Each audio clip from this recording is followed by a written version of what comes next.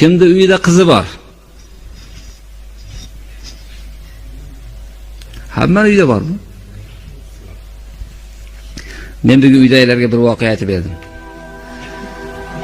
Kimda uyida qizi bo'lsa, uyda o'tirib aytib bersin, shu qizi ham eshitsin. Yodlab qolinglar.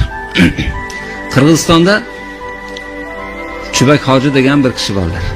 U kishi Qirg'izistonda muftiy bo'lgan. Juda ilmli odam.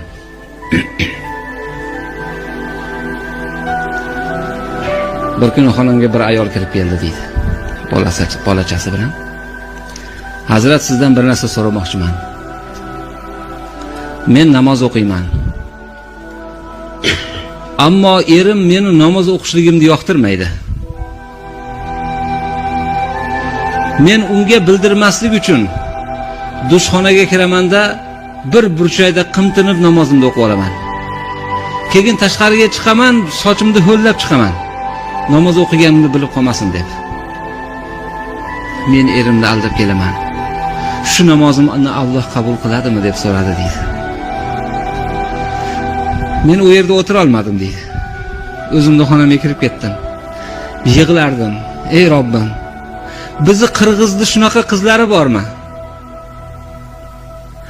Erini, nopok erini, dinni, namozxon odamni yomon ko'radigan erini xafa qilib qo'ymaslik uchun shu namozimni Xudo qabul qilami deb g'am qiladigan qizi bormi Qirg'izda?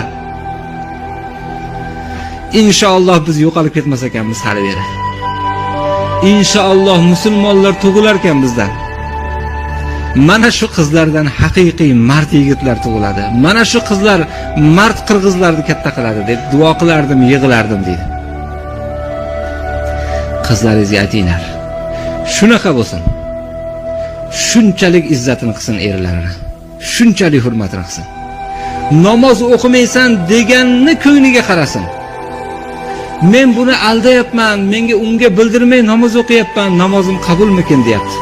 Ko'ryapsizmi? Bir ayol bo'lar ekan. Haddan tashqari erini izzat qilar ekan. Juda ham hurmat qilar ekan. Er piyonista har kuni ichib berar ekan. Har kuni og'zidan badbo'y hid kelgan, undan ham sassiq og'izdan gap chiqqan. Har kun shu ahvol. Bu jonidan aziz ko'rar ekan erini. Bir kun yotog'ida yotgan yerda dumalab yiqilib tushibdi. Yiqilganda xotini yonida uni yerib turgan ekan, boshini ushlab qopti, boshini bir temirga tushishiga sal qopti. Kaypi uchib ketib tarigini. Yoniga o'tiribdi-da, ey xotin